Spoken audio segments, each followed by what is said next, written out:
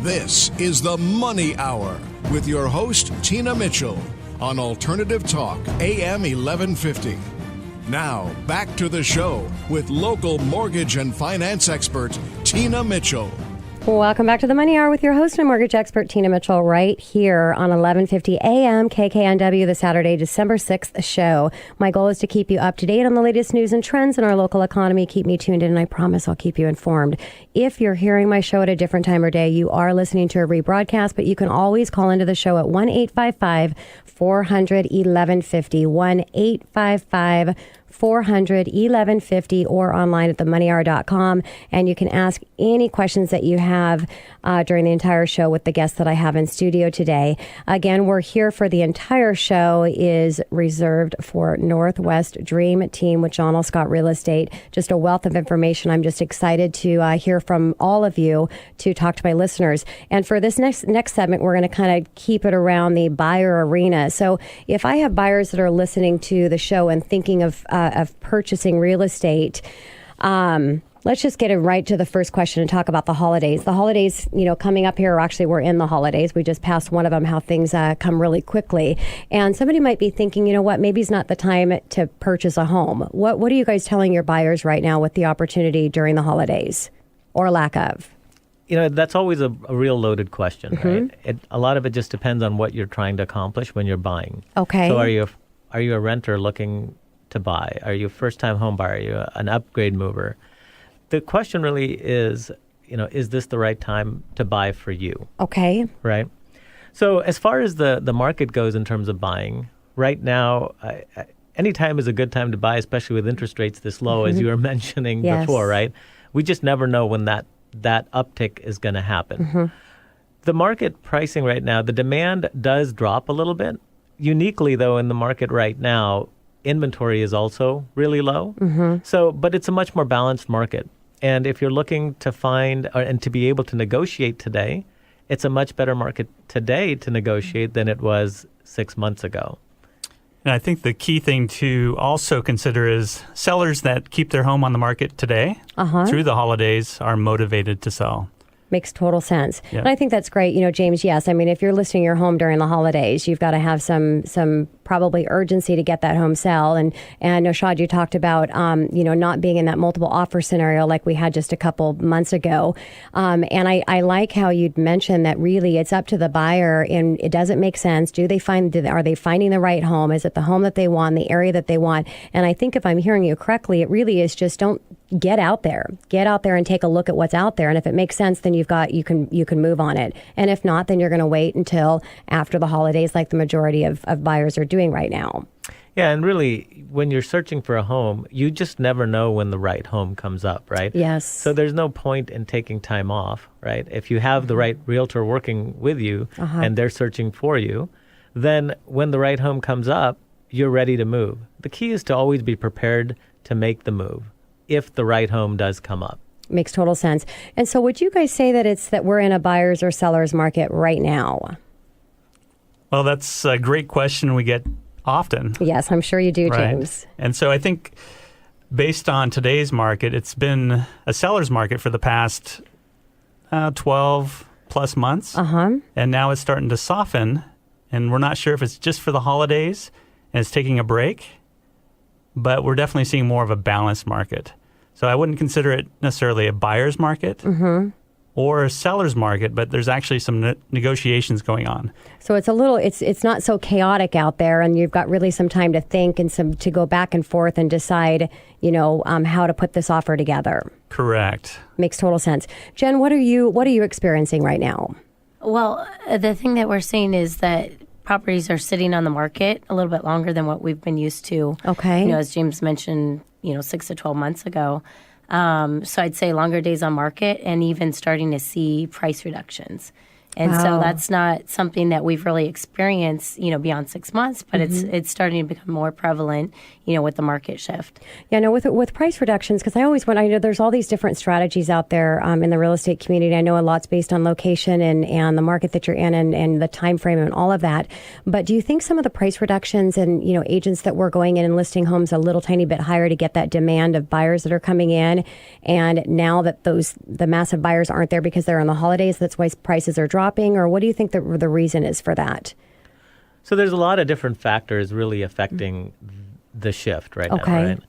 A lot of times when you look historically at the way the market moves, sellers are typically the last to actually get in tune with the market, right? So if you think about today, right, they're still accustomed to the market, and everything they've read over the last 18 months is that, wow, multiple offers selling in a day, 20, 100,000 over asking. And that's still resonating with them. And even though the market has shifted over the last few months, we're seeing homes come on at pricing that would have been okay six to 9 months ago. Yeah. But the buyers aren't tolerating it today. The buyers, for whatever reason, the psychology, the mentality, the local economy, there's the confidence level over the last several months with the major tech employers here. Whatever has affected the mentality of the buyers today, they're just not tolerating overpricing.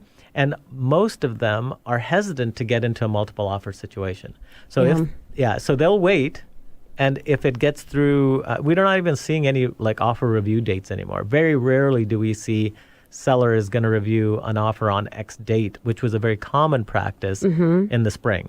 So the mentality of the buyers is now affecting the sellers, but the sellers haven't quite caught up to it. We'll see things that come onto the market right now that are priced probably anywhere from 3 to 8% over market value. Wow. And then they're just not selling. And it's funny how perception works, because the data's there, the data's everywhere, and it's kind of the same with the interest rates and, knowing that eventually they're going to go up, but you still have that sense of what it was or where it is right now and not looking. And, so the data's there, and it's just interesting to see that on the seller side, they're not seeing what's happening and not pricing accordingly, because we're still in the same thing. You need to price right to get the best price. Price it right the first time around, right? So what are you telling your buyer's most important factor to consider when starting their home search? So the way we always counsel our clients, it's very simple. There are 3 major factors that go into your home search. There's price, there's location, and then there's home. And I always tell them, you can pick any 2 of those 3, right? But the market will always dictate the third. So for example, someone comes to me and says, hey, look, I want a home that's $500,000. I want it to be new. I want it to be 2,000 square feet, and I want it to be, 4 bedrooms. And so then they've picked the price, and they've picked the actual characteristics of the home. Okay. So the market will dictate the location. So in this particular case, I said, great. So how do you like Bothell? Because that's where we're going to go. Makes sense, yep. And then if you were to pick another 2, say, hey, I like price and I like location, so I want $500,000, but I want to live in Bellevue. Well, great. How do you like Old Ramblers that are about 1,300 square feet? Wow. Yeah. So, and then ultimately, if the other is, hey, I want this location and I want this home, then the market will dictate the price. Yes. So if you frame, if we coach our buyers to frame their search in that manner, then they can decide what are the priorities for them, right? Do I want good schools, and do I want a good home, and what price point? Where are they willing to compromise? What levers are they willing to adjust to find the right home? Makes total sense. And I talk on the financing side that it's important to understand where their objective is in a payment, because I think payment is so important to them, but also understanding the difference that payment's going to be for $10,000 in price, because it's not a huge amount, and that can make a huge difference in property. James, what about you and the important factors to consider for starting the home search with the buyers? Ultimately, I think Naushad hit the 3 main factors. But when it comes down to lifestyles as well, that's an important factor. And so what does that really mean? It means schools, driving has a big influence. Also, one of the big factors is commute. Many people want 30 minutes or less. And so when you look at the radius, it's never about miles. It's always about traffic flow, traffic patterns, what time of days. And so location always tends to be one of the top choices. Yeah, and I'm sure you educate your clients when there's a little distance that they need to drive, not on the weekends or the evenings. They actually need to take that drive during business hour or when they're going to be commuting, right? We show them all the shortcuts. Jen, what about you? What are you seeing? Sure. So I'd say these guys pretty much hit the nail on the head. I work with a lot of first-time home buyers. That's kind of been my niche. And, they'll go into it with a certain mindset. But like Naushad said, it's all about coaching. So kind of setting the expectation. And that way they understand that there's different factors that go in that are going to affect the type of home that they're going to be able to get. And so, same with James. Commute's a big thing, especially right now with a lot of road construction, commutes from work and things like that. So it's always good that I advise them on taking that drive and kind of figuring that part out. But location's a big driver, and it's really just sitting down with your client and educating them as much as you can. So and I really appreciate that, Jen, with the education coming from the finance side and doing mortgages. Education is what it's all about when preparing from a home search when you're talking about the money side, especially the first-time home buyers. There are so many out there that they don't know the options that are available to them. They don't know the difference between an FHA and a conventional loan, and the fact that they can do not have to pay monthly mortgage insurance, the first-time tax credit out there. So if you're listening and you make less than $97,000 a year, there might be a really great opportunity for you in a tax credit. So getting educated on the financing side as well, I think, is important. Now, you guys, I talked a little bit about the beginning, your team and what you can provide together versus being just working all on your own and not having that team structure. It's rare in the real estate industry, and it has so much power behind it. Can you explain to my listeners how your team approach is beneficial for buyers during their home search? Sure, Tina. There's many factors with the home search, as you've heard, right? And so ultimately, one of the biggest benefits is listings. We never know when they're going to become available, right? It may be 10 a.m. in the morning, could be 7 p.m. at night, or sometime in between. When we have a team, ultimately our team is there for the buyer throughout the process. So we are there if I'm on an appointment out showing and I can't answer an email or a phone call, but I get a text that a new listing came up, I can quickly reach out to Jenn, Naushad, or Shari and say, hey guys, can you contact this buyer and make an appointment? And so ultimately, being a single agent, we can only be in one place at one time. Exactly. And now we have the option of being in 4 places at one time. And one of the other big benefits is the fact that you have a collective brain. Yes. Right. So when you have, the whole team, James has been doing this for 14, 15 years. I've been doing it for 11. Jen's in at 8 and Shari's 6. That's a lot of a lot of years. That's a lot of years. And not only that, we have experiences with many different types of properties, different types of purchases and transactions. And so we can bring all of that knowledge collectively. I'm not afraid to go ask James for a question, say, hey, I'm running in this particular situation. What's your thoughts on this? And so when we are actually collaborating, we are working towards the best interest of the buyer, and you have a lot more experience, knowledge to go into the process for a buyer than if you were working with just one individual agent. Makes total sense. Jenn, we got to take it to break, but I got to ask you this, especially with working with so many first-time home buyers, the benefit of homeownership versus renting. Well, I got to tell you, Tina, I'm actually in that situation myself. Okay. And so I'm in the situation of buying versus renting. And, I've known I need to buy, market interest rates are really great right now. So I've been on the hunt, but haven't quite found the right home that, fits my needs. So temporarily I'm renting, but the reason why I want to purchase, as far as being able to own is something to call my own. Also, the fact of building equity, into a home versus throwing money, into rent, which I'll never see again.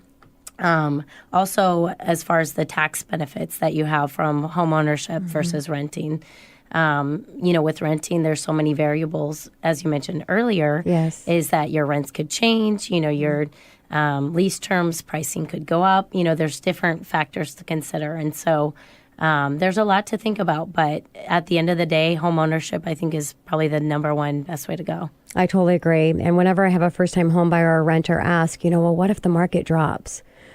Well, if the market drops, you've got to pay for a roof over your head regardless.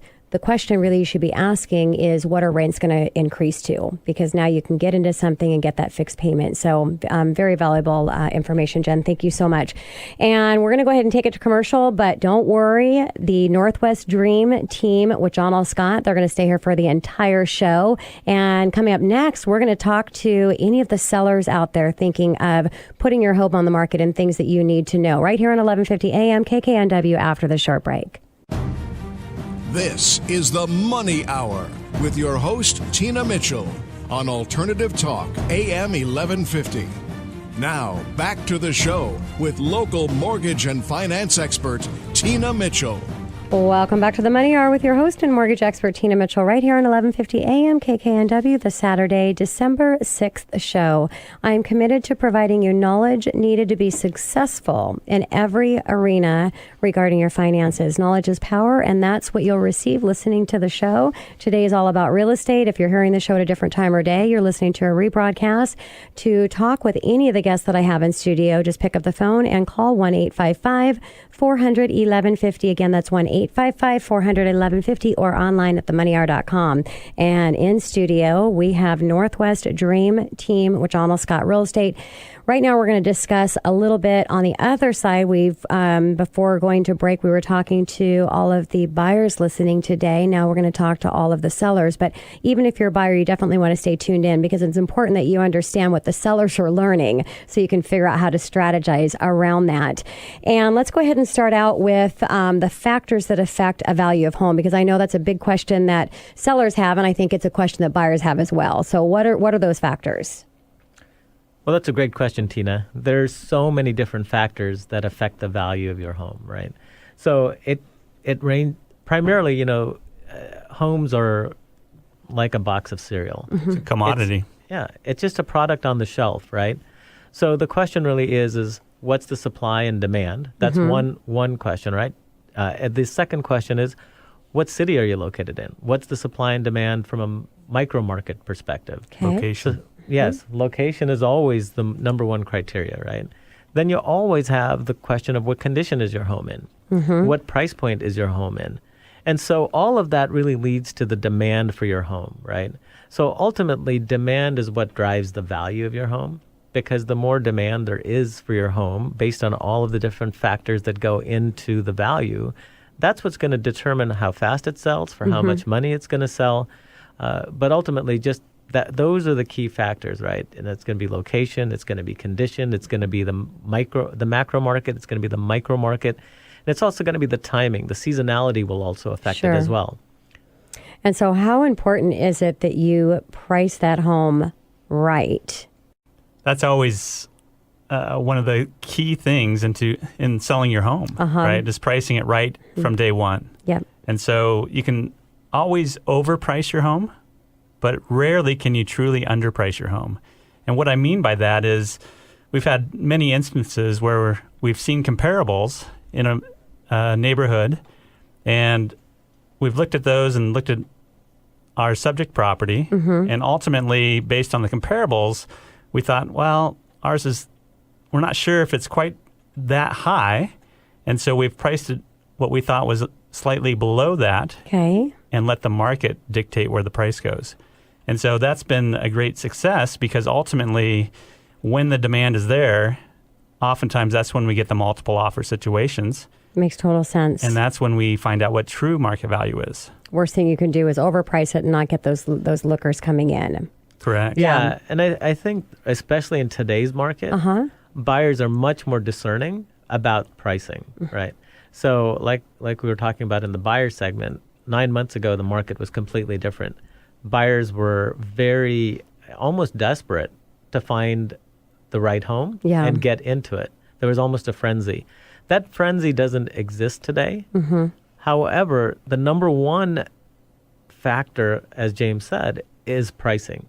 If you overprice it, you will most likely end up with less than market value, because the longer a home stays on the market, the more the red flags go up. And the question that our buyers always ask us is, How long has it been on the market? Yeah. Yeah. And what's wrong with it? Yeah. If it's on the market for 60 days or 45 days. If no one else wants it, why do I want it? Exactly. And so that's the biggest risk that sellers face, is overpricing their home and letting it stagnate on the market and raising the red flags that will actually turn off buyers. That's why it's so important, if you're listening today, to have the best representation that you can. And that's why I do the show, is to bring the elite in the industry and everything regarding money. Today, our topic conversation is real estate, and I have an industry leading team that's sitting right here. When it comes to educating and working through that process, and we're talking about pricing your home, you've got to have an agent that knows how to price it appropriately, because it's a challenging thing to be able to come up with that right price. So I appreciate, again, you guys so much being here. So let's talk a little bit about return. Where are you going to see the highest return on investment when remodeling your home, dollar for dollar? So the short answer is kitchens and bathrooms. Okay. Right? But there's many other things that also play into that. And so if you're preparing your home to get ready to sell, once again, it's going to come down to kitchens and bathrooms, but there's many different levels and spec levels that you can take it to. And so you have to look at the price point and figure out what makes sense. It doesn't make sense to do a $100,000 remodel on a $250,000 home. Exactly. Makes total sense. What about the outside for that, that first impression, especially when you're going to list your home of putting some money out there? So here's really the approach for our team, right? Okay. When we go and decide that we're going to take on a listing, the very first thing we do is a very thorough walkthrough of the home, and it starts with the exterior. I think statistically, 66 or 67% of the people have already made up their mind whether they're going to like this home or not before they even walk into the house. And that can be a number of different factors, right? It could be the neighborhood. It could be the street appeal of the home. It could be the condition of the yard. Do they see themselves driving up to this house every time? So before they even walk in, most of them have already made up their mind. And so the key is we start from the front of the home and we walk it as if a buyer were walking that home. Makes and sense. Then we coach the sellers through the process of preparing the house for sale. Ultimately, as we were talking about earlier, this is a product, and every product is about preparation, pricing, and promotion, right? So the preparation being the end product. What does that house look like at the end? And then the pricing, and then the promotion. And the promotion is our job, right? And so we guide you through the whole preparation process so that we have the best product that house can be when we get it on the market, right?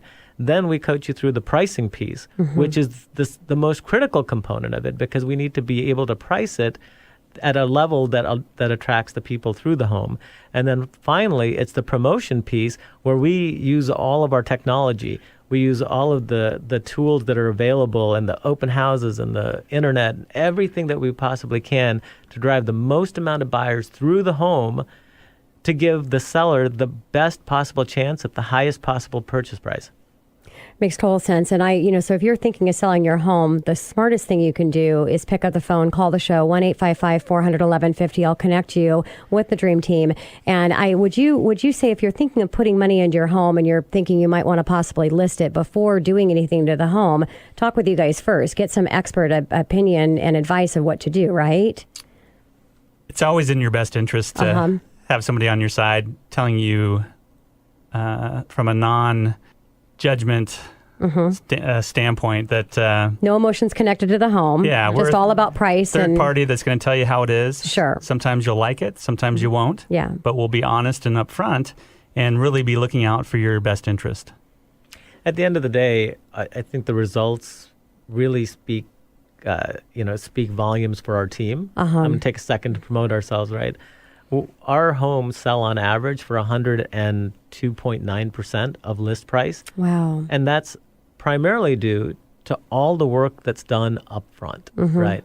So the key is that we help the sellers and guide them through the process of preparing the home for sale, right? Because that's the most important thing you can do. Yep. Secondarily, the team approach is not just us.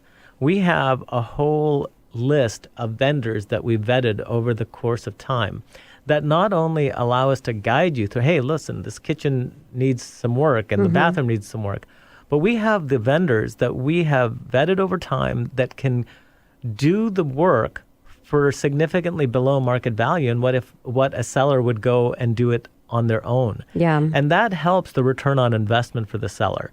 So the team isn't just us. It's all about our connections, our landscapers, our painters, our contractors, and the value that those people bring because we have over time established rates that make the ROI on those projects much higher than if you were going to try and do it on your own. Yeah, and I'm so glad that you mentioned that because that's important. We're not just talking about you guys as a team, but the people that you've brought around you to help and serve your clients. So if we have a seller thinking about listing their home, we talked a little bit about what's happening in the holidays from the buyer side. What is the best time to list your house? Could you just say, okay, this is the best time to list the home? In a normal market, the spring and fall are typically the busiest seasons, right? In today's market, right, it's, again, an unusual situation where inventory is so low and yet we still have good demand. Wouldn't you agree, James? Today, if you had a house to list on the market, we wouldn't hesitate recommending you to list the house. Yeah, ultimately it depends on the location and how many comparables and active listings are nearby. But I just had a situation in West Bellevue in Enetai where it was new construction and 2 days on the market had multiple offers and went higher than list price. Wow. So, and that was $2.2 million. So the demand, depending on the price point, location, it can be there. And so ultimately, again, this is all about supply and demand. Of course. And right now the supply is super low. Demand is still out there. And unlike with the buyers, the buyers, we said it doesn't matter when you get out there and look for a home. Get out there and look for a home and move when you find the right one. But from the seller side, it's completely different because it's not like just go out and list your home. You have to be strategic on when you're doing it and how you're doing it. Correct. Yeah. So again, just having that the experts behind you to make sure that they're coaching you not to make a big financial mistake. So what about recommended for staging? Staging is something that we always recommend. Okay. Even if it's as little, even if their home looks what they think in their mind perfect, there's always things that we can do to create more emotion from the buyers when they first walk in. And that's really the goal of staging. Take a vacant home and create emotion so that the buyers fall in love with it. The way I like to summarize that for people is a vacant home is a house. A furnished house is a home. Yes. And I think people connect with homes, not houses. So I think if we just position the house as a home that you can live in and make it warm and inviting and somewhere that they can emotionally connect to, like James was saying, it's a much greater chance of success. And builders, for example, always furnish their model homes. Yes. For what reason? Because it's a huge return on investment and it makes a huge difference in the perception of the buyer. Yeah, makes total sense. Shari, I want to ask you a question. Let's talk about what the Dream Team, the approach for marketing on a home, and how do they know that it's effective? So if somebody's working with you, and how do they know how awesome you guys are that you did with the marketing of that home? Well, there's many ways, Tina. We have such a comprehensive approach. It just involves actually creating a marketing brochure and flyer. Okay. That's suited to the home, highlighting the attributes of the home that would appeal to buyers, creating a personal website for that home, which is then broadcast across many internet sites. Okay. And just driving buyers to the home. And so taking advantage of the technology piece of it as well as the hands-on to make sure you're doing everything you can to market and get top dollar for that house. Absolutely. Well, we are talking about with the Dream Team from John L. Scott, but it's time to take to commercial. But make sure that you stay here because I've got him here for the entire show. And we do have another segment left. And I thought it'd be fun if we just end up and talk about the market, what's happening right now, what's going to happen in the future. Coming up next on the Money Hour, again, Northwest Dream Team from John L. Scott, right here on 1150 AM KKNW after this short break. This is the Money Hour with your host, Tina Mitchell, on Alternative Talk, AM 1150. Now, back to the show with local mortgage and finance expert, Tina Mitchell. Welcome back to the Money Hour with your host and mortgage expert, Tina Mitchell, right here on 1150 AM KKNW, the Saturday, December 6th show. I provide you news on everything money, fresh information on the market trends and conditions on our local economy.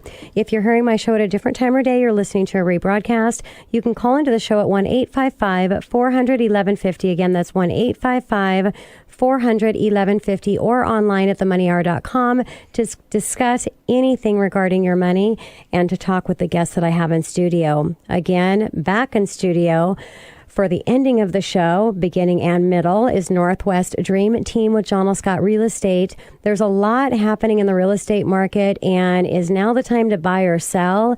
And where's the real estate market headed?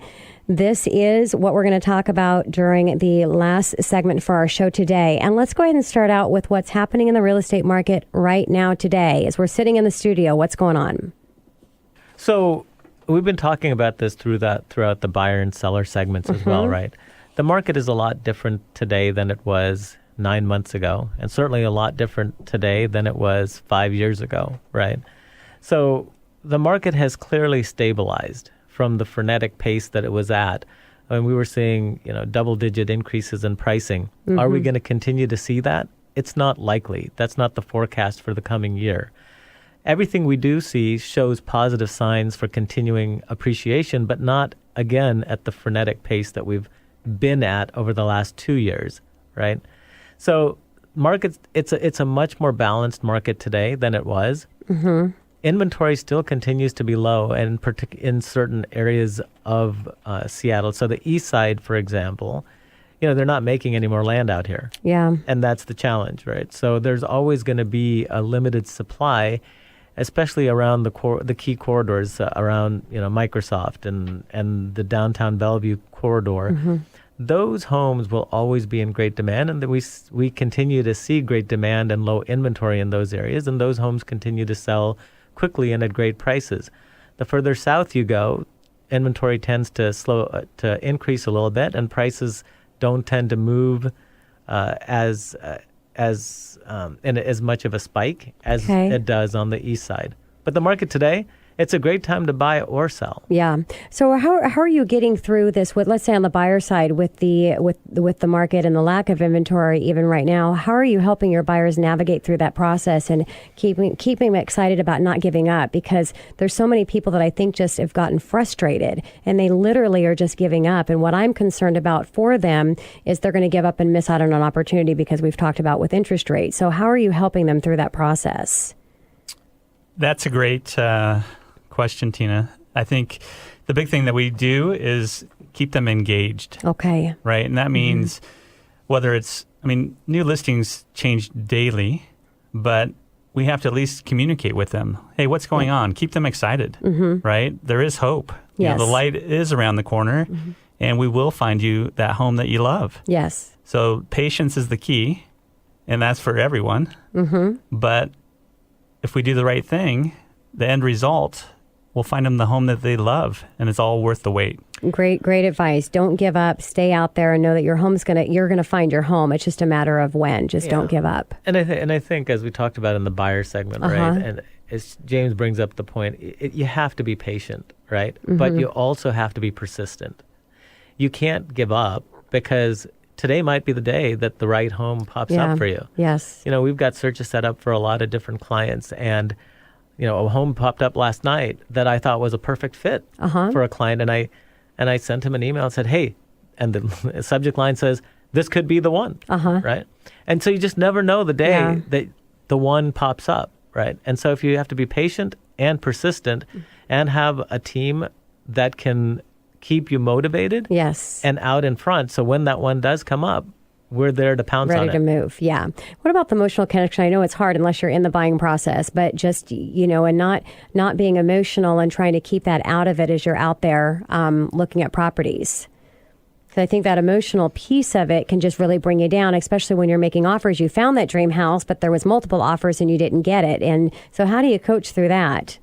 Well, that's where experience comes in, Tina. I think we wear many different hats as a real estate practitioner, but I think one of the key ones is actually our psychology hat. Yes. And so sometimes the Dr. Phil has to come out and give guidance. Exactly. And sometimes it's house guidance. Sometimes it's marital guidance. Sometimes it's financial. We wear many hats. Yes. And so depending on the day and the clients, we're always honest and upfront. Yeah. And that's what they truly appreciate about us. And they know that we're acting in their best interest. And so sometimes we have to give them the pep talk. Yes. Sometimes we have to say, hey, you know what? Let's slow down.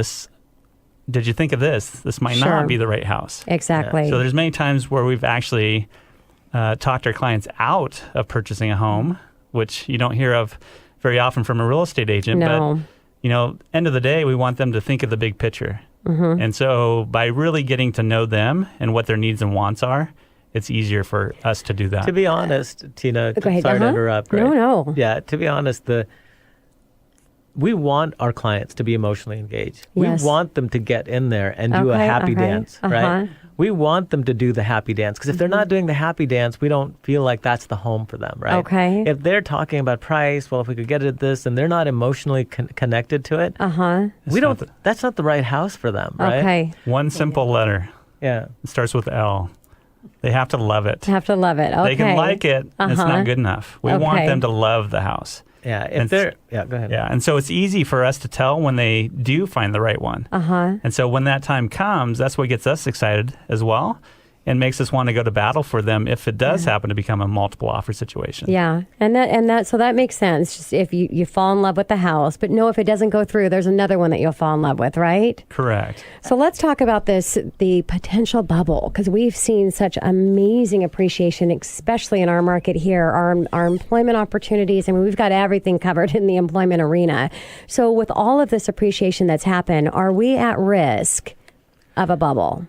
That's probably the number one question that I get asked. I bet. Yeah, is, well, what if the market falls? And I think, for me, the way to really look at this thing is the crash that we had in 2008 was a completely different market than it is today. So back in 2008, I remember I was lending back then as well. And there was no income, no assets, stated income. No job.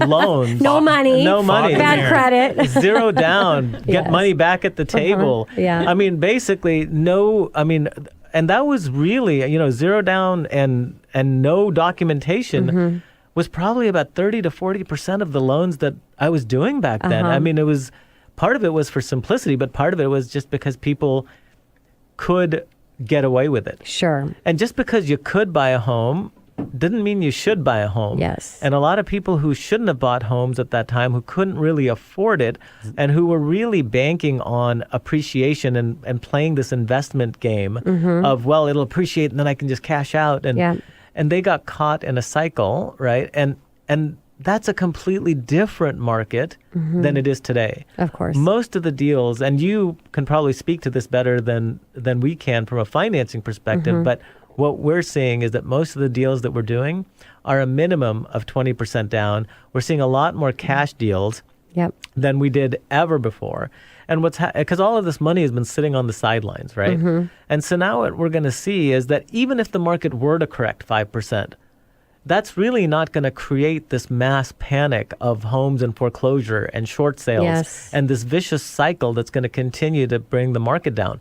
It's just not the same set of buyers and the same set of circumstances and the same set of loans that were out in the marketplace at that time. That is such a good point, because if people, if they didn't have any money in, why not just walk away from the property when the market goes bad, and the people that couldn't qualify and make the payments even if they wanted to. So we've taken that big portion out. That's a great point. And the other thing the other confusion that's really happened over time is that the word ARM, the ARM loans, right, have really taken on this misconception, right? So there's a difference between an adjustable rate mortgage loan and a subprime loan. Yes. And there are ARMs being done today, but they're not subprime ARMs, right? And as you know, back then, there was so many subprime ARMs that were done. And when those started to adjust after 2 years, that's when affordability became an issue. There aren't any... Well, they have the teaser ones. You got this amazing low payment for 12 months, and then all of a sudden it's going to go up 3 times. Exactly. And people were gambling that, hey, in 2 years, the market's going to appreciate. The market will appreciate. So we'll who sell. cares? We'll get.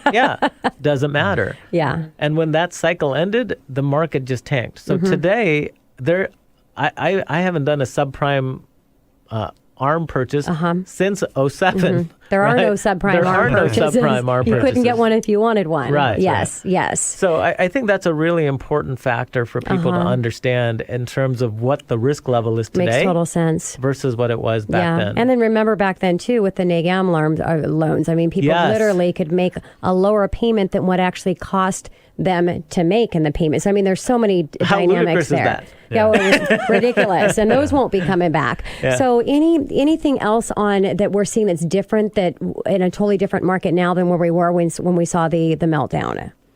Well, I think that protects us from another bubble. I think one thing to remember, right, when we're talking about bubbles is in the Seattle real estate market, when we look historically, it cycles about every 10 years. And we're always going to have some type of correction. Of course. So the key question is how big a correction. And how long to get out of it. How long to get out of it. Yes. Nobody can predict when it's going to happen. Yes. But there are indicators on when it may be leading into it. Sure.